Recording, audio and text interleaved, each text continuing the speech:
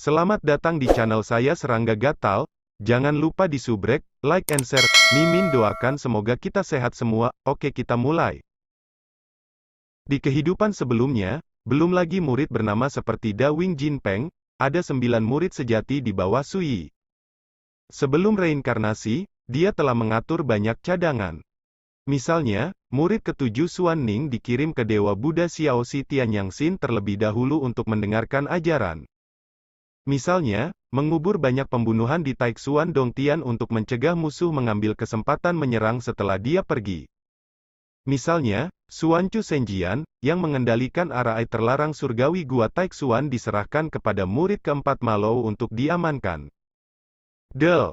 Tapi satu-satunya hal yang tidak dia duga adalah Bim akan berkolusi dengan musuh asing. Saya tidak menyangka bahwa murid ketiganya Huo Yao akan mencuri cermin ilahi Xuanchu dan membiarkan semua niat membunuh yang dia kubur di Gua Taixuan menjadi sia-sia. Pada akhirnya, Taixuan Dongtian, salah satu dari 4 ekstrim gurun besar, semuanya terpecah. Magang muda King Tang menempati Gua Taixuan dan menghormati dunia. Magang tertua Bima, di bawah Panji Su Xuanjunnya, mendirikan aliansi Xuanjun, menarik Liu Daomen dan pasukan lainnya, dan memilih untuk berperang melawan King Tang. Konfrontasi ini berlanjut hingga hari ini. Terkadang, Suyi juga berpikir, apakah dia memperlakukan murid-murid itu dengan buruk? Mengapa mereka menjadi seperti ini setelah bereinkarnasi? Untuk merebut kekuasaan? Atau untuk harta karun? Suyi masih tidak mengerti.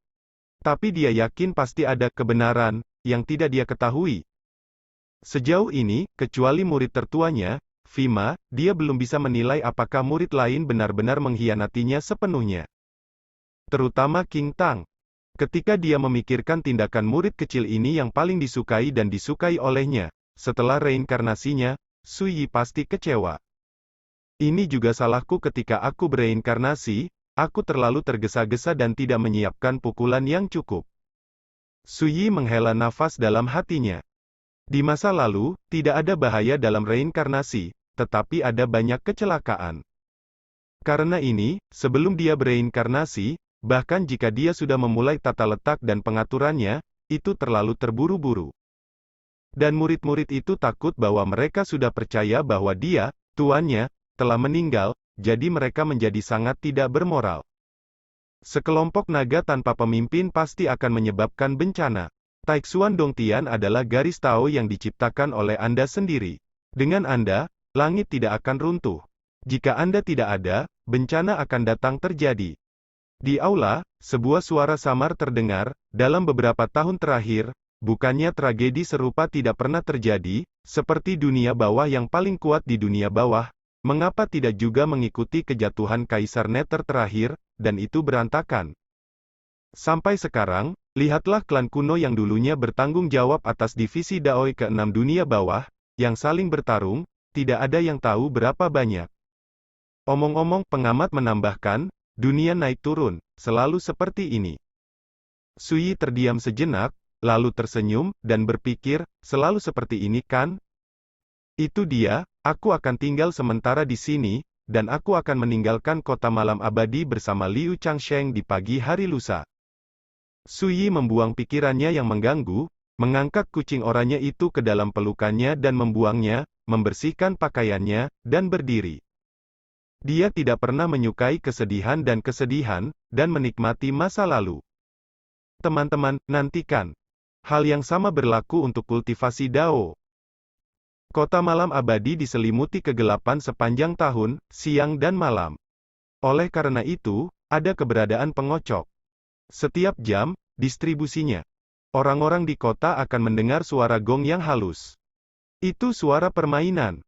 Mengingatkan orang-orang kota tentang aliran waktu. Di dalam kamar, Suyi duduk bersila.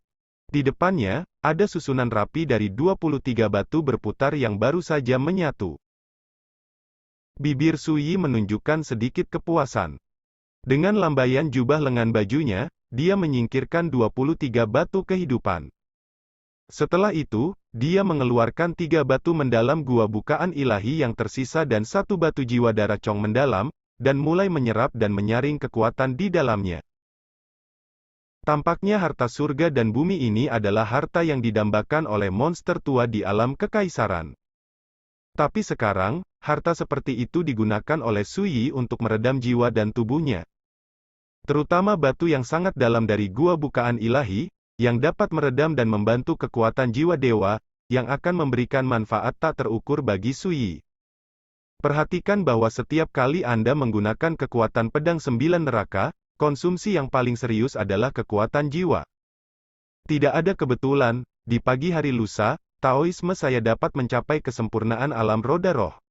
Pada saat itu, kultivasi seluruh tubuh saya, kekuatan spiritual, dan tubuh Tao dapat menjadi marah bersama dengan itu. Ke titik kesempurnaan. Selanjutnya, selama kekuatan Yuanji Dao mencapai tingkat yang sempurna, Anda dapat mencari kesempatan untuk membuktikan Dao dan menjadi kaisar. Suyi tenggelam dalam meditasi mendalam sambil berpikir. Waktu yang sama, di sebuah penginapan di kota Evernight. Tuan, tolong gunakan teh. Mengenakan jubah merah, penyiksa keempat Hong Ying, yang terlihat seperti seorang pemuda, menyajikan secangkir teh. Setelah itu, dia duduk di kursi yang tidak jauh, dan ketika dia melihat wanita menawan dan cantik yang duduk di seberangnya, ada sedikit ketakutan. Sikap Pluto malas, dan matanya seperti air. Ini kamu baru saja tiba di dunia bawah selama 9 tahun, dan kamu sudah bertanya tentang jalan pemakaman dan rahasia reinkarnasi. Tapi itu benar-benar mengesankan. Hong Ying menunjukkan sedikit kerendahan hati dan tersenyum. Yang mulia salah. Saya baru saja mengejar waktu. Jika bukan karena perubahan drastis yang disebabkan oleh kelahiran kapal hitam itu, dunia akan memiliki bagaimana Anda tahu bahwa tempat-tempat terlarang seperti pemakaman Dao Belanda akan muncul dari dasar lautan penderitaan? Pluto mengangguk tanpa sadar, dan tiba-tiba berkata, selama bertahun-tahun sejak aku pergi, Zhongmen berpikir bahwa banyak perubahan telah terjadi. Mata Hong Ying agak aneh, dan dia berkata, dunia sedang berubah, dan tidak ada sesuatu pun di dunia ini yang tidak akan pernah berubah. Paviliun Wijiutian memang telah mengalami banyak perubahan, tetapi satu-satunya hal yang telah berubah adalah Zong. Hanya orang-orang di pintu. Di alam bintang doa surgawi, Paviliun Jiutian kami masih merupakan penguasa paling misterius dan tertinggi di mata orang-orang. Dalam sekte, 3 imam surgawi selalu ada di sana, tetapi 7 penguasa penjara, 18 di antara para penyiksa, beberapa wajah baru telah muncul. Mendengar ini, mata Pluto menyipit. Kondensasi. Ketika wajah baru menjadi tawanan atau penyiksa, itu berarti generasi napi dan penyiksa yang lebih tua kemungkinan besar telah jatuh, atau kekuatan mereka telah dilampaui dan digantikan. Apakah tempat saya juga diganti? Pluto bertanya.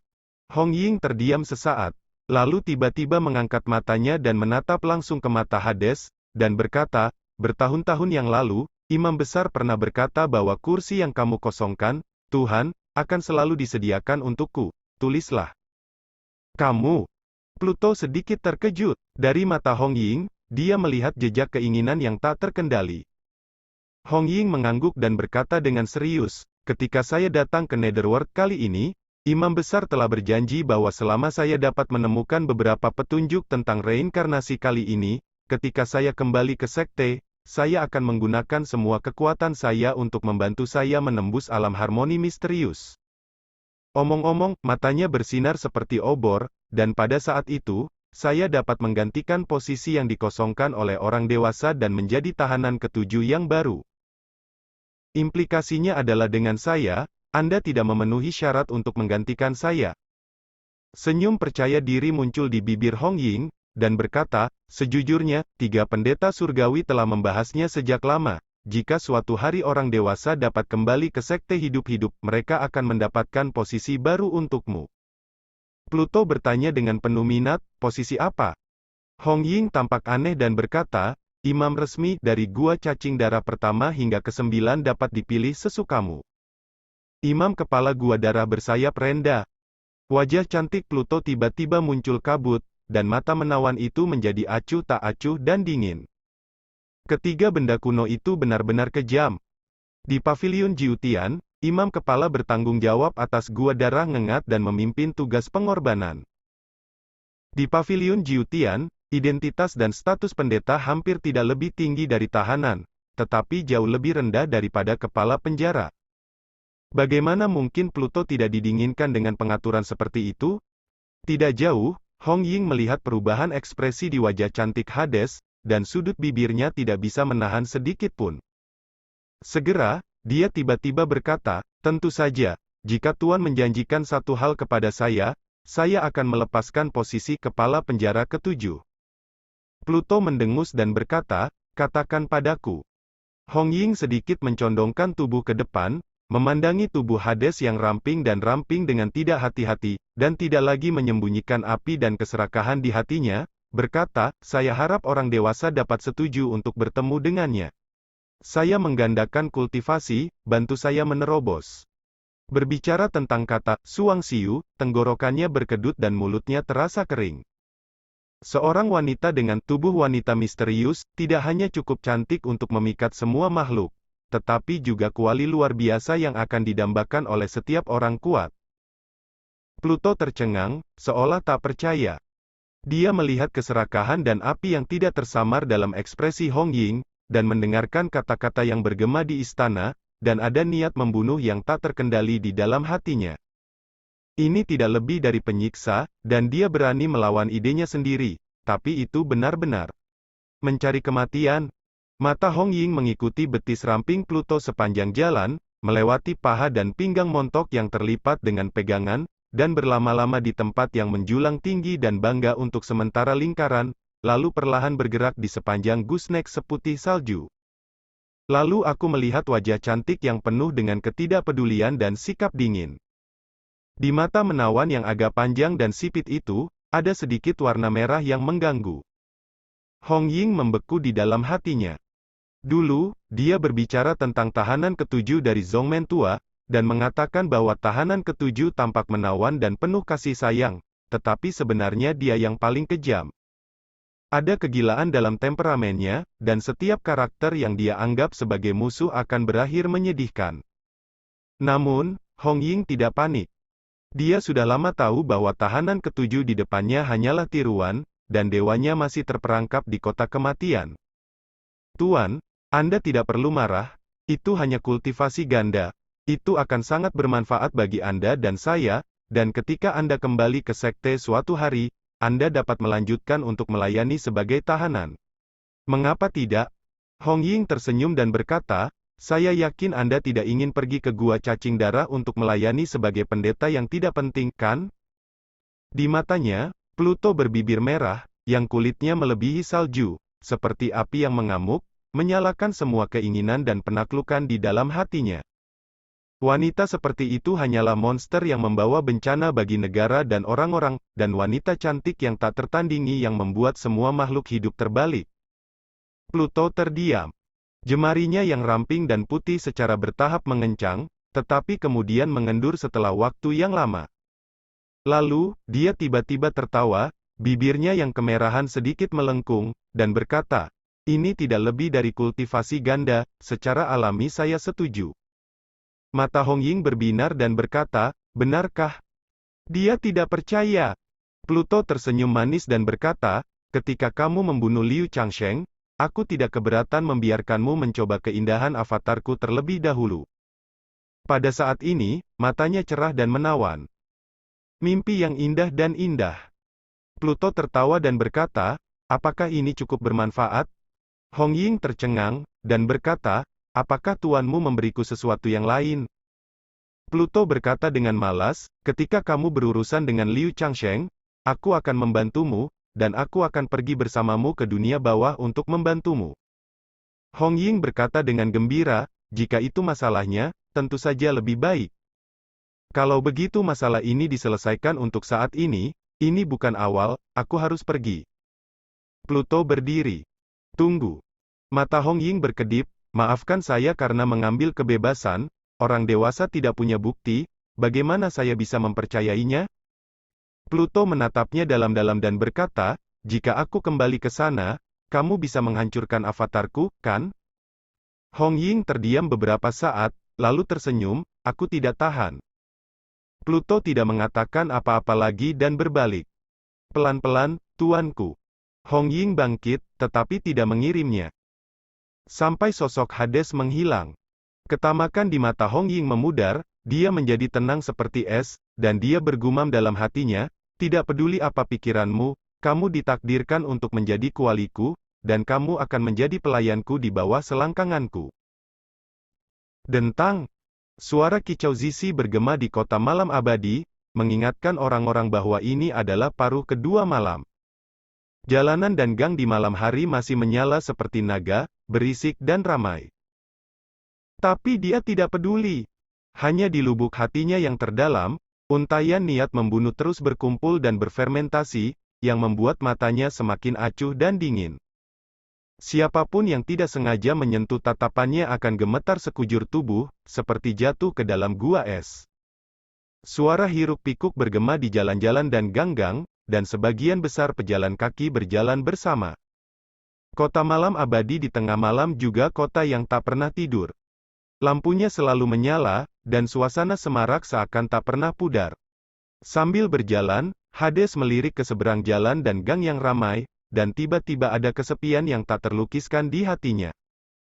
Hidup tanpa akar, dan mengapung seperti debu di jalan. Pluto bergumam pada dirinya sendiri, mungkin aku. Jalan dan gang yang ramai membuatnya tiba-tiba merasa sangat mempesona. Berjalan, Hades tiba-tiba terinjak. Baru pada saat itulah dia menyadari bahwa dia telah tiba di depan halaman tempat pengemis itu berada. Berdiri dalam gelap dan diam untuk waktu yang lama. Pluto dengan tenang berbalik dan pergi. Dia sudah lama terbiasa sendirian. Sampai sekarang. Malam yang sama. Paviliun Juding. Rekan Taois, tersinggung. Ye Luo dengan rambut abu-abu melirik Mo Lao, yang sedang tidur nyenyak di sofa empuk, dan dengan lembut menutup pintu untuk Mo Lao. Berpaling. Sebelumnya, dia menggunakan teknik rahasia untuk menyelinap ke dalam jiwa Mo Lao secara diam-diam, dan menemukan kebenaran yang dia inginkan. Hanya kebenaran ini yang membuatnya mengerutkan kening. Ternyata yang memimpin dalam menyapu batu rotasi 3 kehidupan di pasar gelap hari ini sebenarnya adalah kucing oranye di samping Da Gengren. Tidak heran orang tua itu tidak memberitahu saya jawabannya. Mata Ye Luo berkedip, hanya, mengapa kamu ingin mengumpulkan batu berputar 3 kehidupan? Ye Luo tidak bisa tidak memikirkan adegan mengunjungi Gengmen hari ini.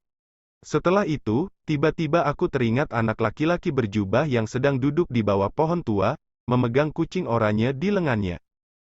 Apakah ini untuk anak itu? Malam menggema. Seorang pemuda di alam roda roh harus bersiap untuk membuktikan Tao dan menjadi kaisar.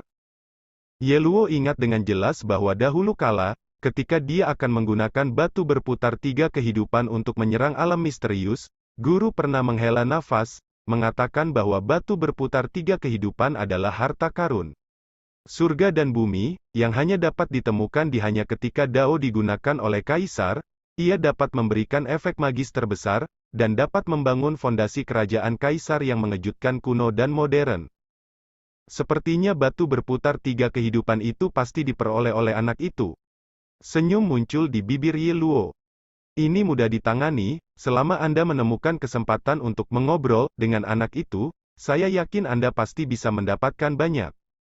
Saya telah mengumpulkan begitu banyak batu berputar 3 kehidupan, bisakah saya menggunakan semuanya sendiri?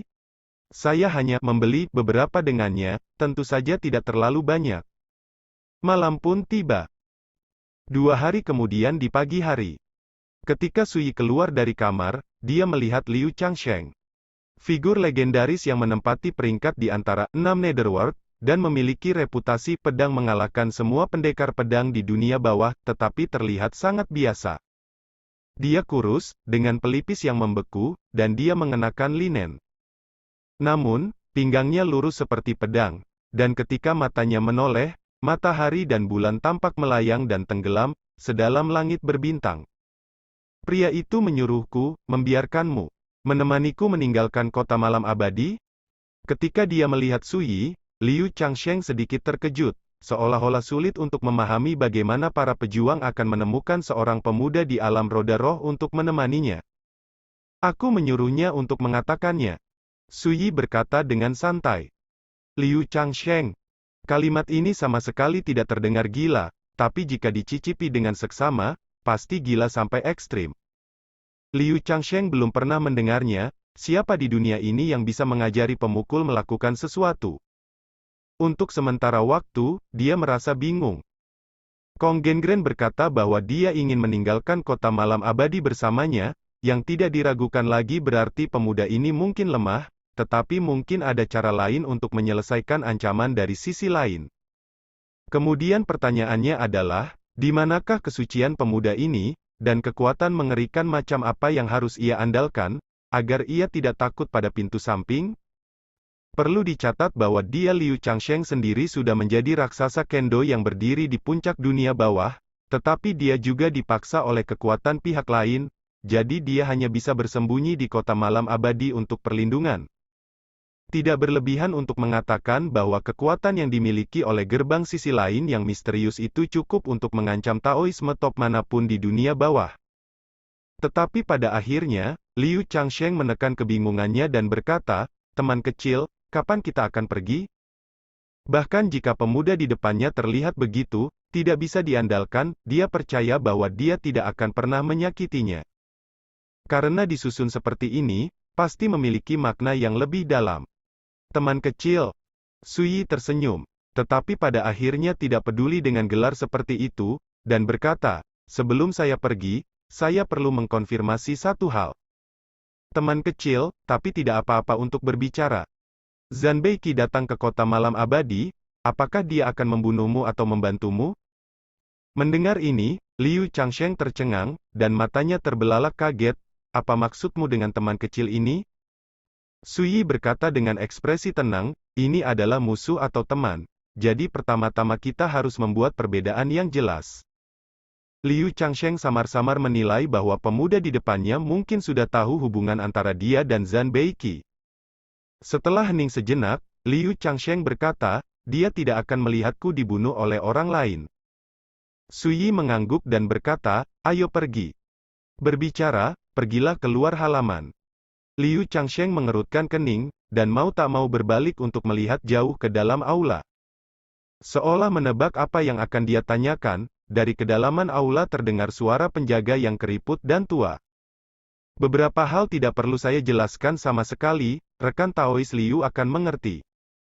Liu Changsheng sedikit menyipitkan matanya, mengepalkan tangannya dan berkata, "Terima kasih telah merawat seniorku selama ini."